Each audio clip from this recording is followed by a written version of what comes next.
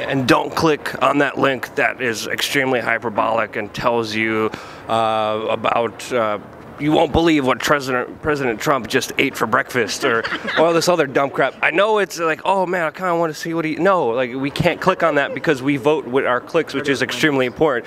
Wendy's and Diet Coke.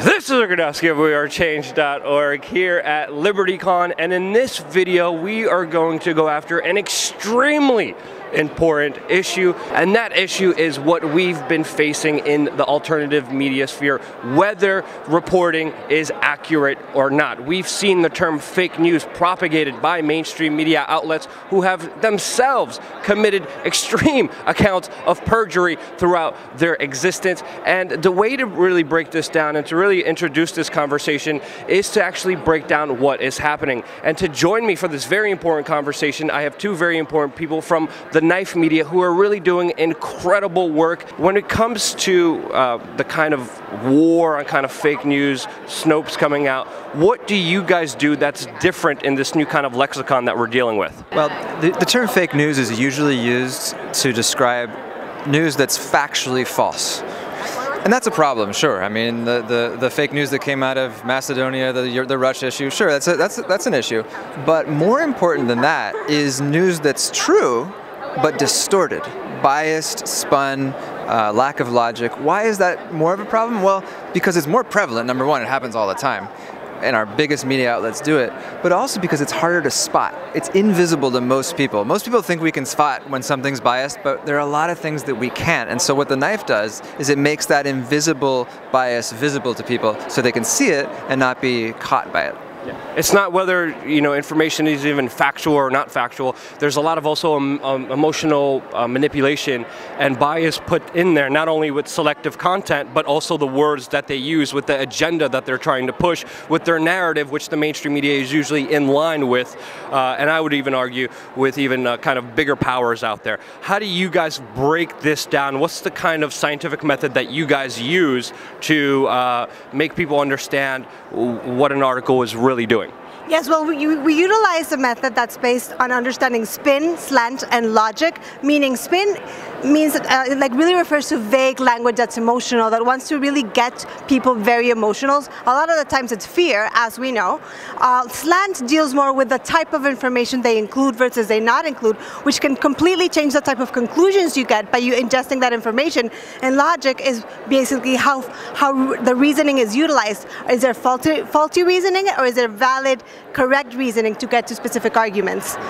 What are some of the egregious cases? What are some examples of articles or videos or news pieces that you guys broke down that really stick out to you, that people should know the kind of bigger conjecture behind? Anything related to Donald Trump, number one. No, something interesting we find is that the more that people are emotionally invested in a given topic, the more spin and slant there is. Whereas you take a topic that maybe Americans don't know much about in some other country, or we don't have any kind of political or policy investment in it, it tends to be pretty data-based. Or maybe like a financial news story that's, you know, oil prices were up. Data-based. But a lot of the Trump, a lot of the gun control, a lot of the immigration, all of these stories have a tremendous amount of spin and slant in them and a lot of faulty reasoning, and that's what we show people.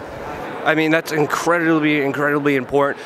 What kind of news organizations do you see being most egregious when it comes to kind of using that emotional aspect to try to convince a bigger kind of point, or kind of be on the same line as the stories that they're trying to push against you? I mean, really, most news organizations are very egregious in that way. They use a lot of spin, what we call the vague, subjective, dramatic language. And I think that if you see their business models, and that if you understand that they need advertisement to run their companies, it really explains why. They're going for the click. They are serving actually their advertisers, not the people that are consuming the news. Now, we're different in that we actually have subscribers, and they are in control of the type of information that we're serving them, and they're our only masters.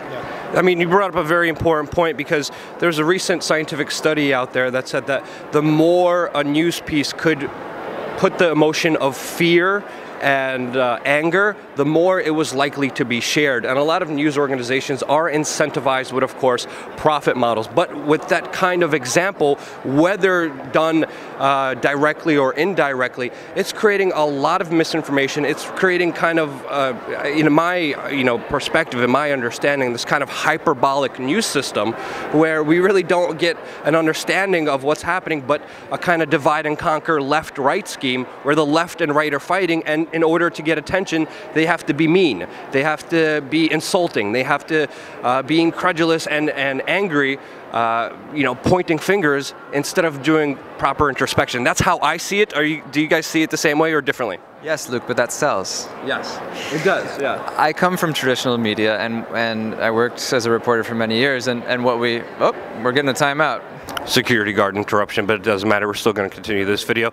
But what I wanted to talk to you guys about is I also have this kind of conundrum that I faced. If I wanted to be more popular and have more clicks, I know I would have to shill for either the left side or the right side of the political argument. And I know my media organization could be successful if I just stick to that side, attack another side, and don't ever attack the side that I'm on. That's how I see this kind of media landscape escalating. And you were just talking about that very same fact. Do you agree with that fact, or do you kind of disagree? Well, opinion, really. Well, I think it comes down to the basic question of what is news. And we think that news is designed to inform people about what's going on in the world so they can understand the world and make better decisions, so we can solve problems. I mean, ultimately, I think that's what we think news should be for. But in a lot of cases now, news is entertainment. And it's made so that it can have emotional responses, get people riled up, get people to click, get people to buy, and it's entertainment. That's different from information that helps you solve problems and make decisions. What the knife does is it separates the two. We take entertainment, drama, fiction, basically, and separate it from data and fact. There's nothing wrong with entertainment. I love a good movie, but I know I'm in a movie. If I open up the hard news section of a news site, that shouldn't be there. You should separate them out. If there's an opinion piece, call it opinion.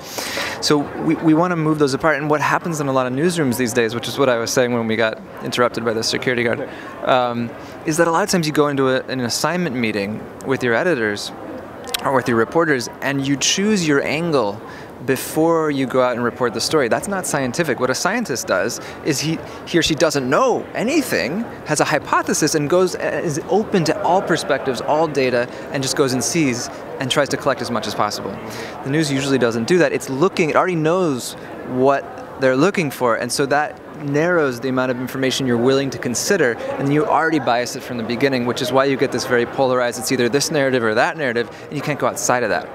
So what we do is we both go outside of that in our own writing and consider as many perspectives as possible, number one. Number two, when we analyze other outlets, we're pointing out how they don't do that. Yeah. I think it's very hard to be unbiased in today's media perspective. I know I have a bias. It's always against authorities. It's always against the kind of establishment status quo. I admit that, and I think that's one step working towards getting rid of that bias. But I think the method that you guys kind of figured out kind of helps solve that and breaks down every single word of what people are saying. Be like, oh, well, this is emotional. Well, this is just entertainment. This is conjecture. This is just an adjective that didn't need to be there. And like you make it like, okay, this actually happened.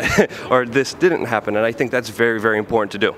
Yeah, and I do believe bias is not bad and it's not wrong. It's more about how aware you are of your bias. And if you can separate yourself from your bias and understand that reality is not your bias, then we're in a win-win situation. What we want is for readers to be able to have the self-awareness to understand the difference between objective fact and subjective opinion. And opinion is great, but when we understand the difference, we can have deeper conversations, we can actually have civil discourse and solve the problems we need to solve as a society.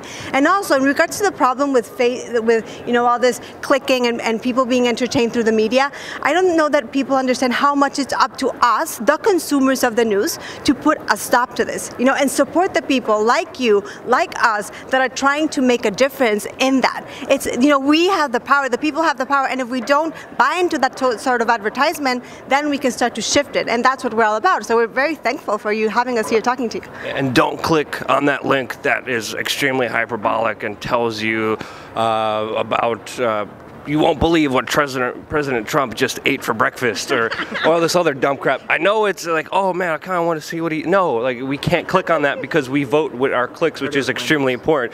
Wendy's and Diet Coke. Okay, that's enough. We're getting into fake news already and manipulation. But definitely the lines have been blurred between entertainment and journalism to an extreme line, and you do see a lot of journalism that is just entertainment be extremely successful. You do see a lot of drama in it and in fighting be extremely successful, but it kind of takes away from actually finding out the reality of this world. So I really thank and commend you guys for what you guys do. Just one more thing before we get into, because we had this whole kind of war on fake news. We had Snopes out there that's supposed to be a fact checker that even Google and Facebook are using to kind of ban content, to downgrade content, to make sure that content doesn't show up on people's things. What do you think about that current situation of how they are established from what I see kind of as a very big bias on Snopes? You know, I'm not familiar enough with Snopes itself to comment on what bias they have or whatnot. We actually haven't analyzed them. What I can say is we treat all media outlets the same, which goes back to your question of right versus left. We take the same analysis process and apply it to a liberal leaning outlet, as to a conservative outlet, as to a fact checker, as to actually reports and scientific reports and conversations. We analyze all communications with the same exact process, which is how you'll find that sometimes our ratings are unexpected. You know, sometimes you'll see that like Fox and the New York Times will get the same rating, or even Breitbart will be in the same league as like a big newspaper. Right or left will both be rated really low, and it'll be unexpected because we're not rating if it's right or left. We're rating how much is objective versus subjective. And it doesn't matter what side of the political spectrum you're on. If you're spun, you're spun. And Fox is spun, and so is CNN. And they're both on different sides. That's the issue, is how are they distorting their information? And so I think people get very surprised when they see that it doesn't fall on partisan lines. It's a human issue, and it's an overall media issue. This is something that is percolating and pervading everything. There's no taking sides in terms of who's biased and who's not.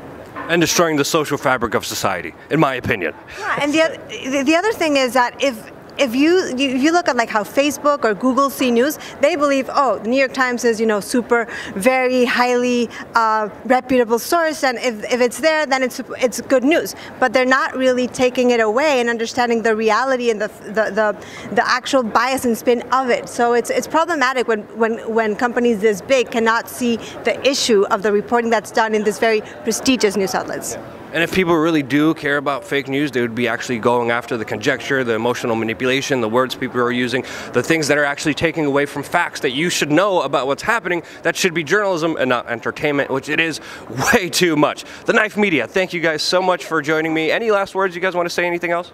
Please visit thenifemedia.com is our website. And at The Knife Media on Twitter.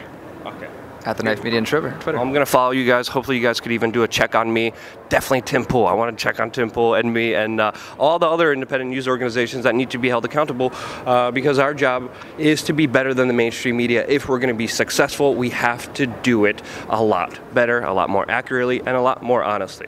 And that's why we're here, a part of this journey, all learning from our mistakes. And that's why I love you guys for being a part of this ride. Thank you again so much for watching. Stay tuned for more here on youtube.com/WeAreChange.